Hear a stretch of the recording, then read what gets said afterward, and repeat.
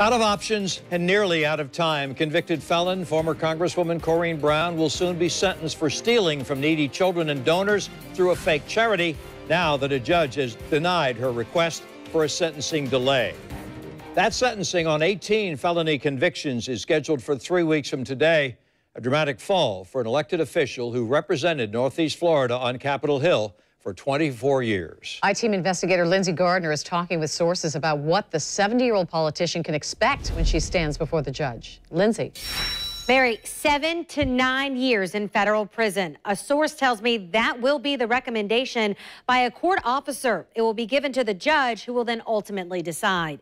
That probation officer spent 4 months reviewing evidence, interviewing witnesses, including Brown herself, who still maintains her innocence.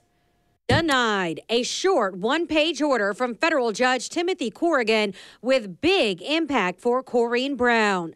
Brown's attorney argued they needed more time to prepare for her sentencing hearing after Brown's home was damaged in Hurricane Irma. She even applied for FEMA assistance while out on bond. I came to Corrine Brown's home along the Trout River to get comment, but instead we were greeted with locked gates and a no trespassing sign. So we're not even sure if she's home. But taking a look around, you can see it has been more than a month since Hurricane Irma, and there is still extensive damage here. We've got lines down and huge chunks of trees still littering her neighborhood. Despite this, it took less than 48 hours for Judge Corrigan to rule, writing, while the court is sympathetic to Ms. Brown's circumstances, it is in the interest of justice to go forward. Attorney Rhonda Peoples-Waters is a friend of Brown's and tells me the former Congresswoman is still hoping for probation. Do you consider that to be a long shot at this point?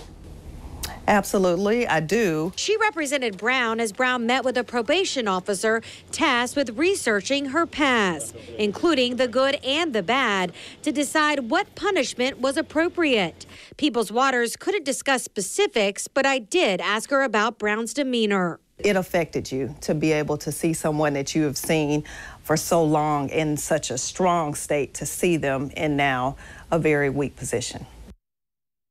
Again, that court officer is expected to recommend prison time, 7 to 9 years. The max was more than 300 years. What is helping Brown is her lack of criminal history. But what's hurting her is that not only is she an elected official, she has not accepted any responsibility or showed any remorse for her crimes. Lindsay, a recommendation like this, how much weight would it carry with the judge? You know, it's just a recommendation, Tom. It's just that. The judge is going to decide what they want to do, and they will have to go on the record with why they make certain decisions. So the judge could go with leniency, give her less time. Age is going to play a big factor here. I mean, she's 70 years old, and looking at what a risk she is to society with these white-collar crimes. But as always, judges can go higher than these recommendations as well. So we'll find out 3 weeks from today. We will. Lindsay, thank you.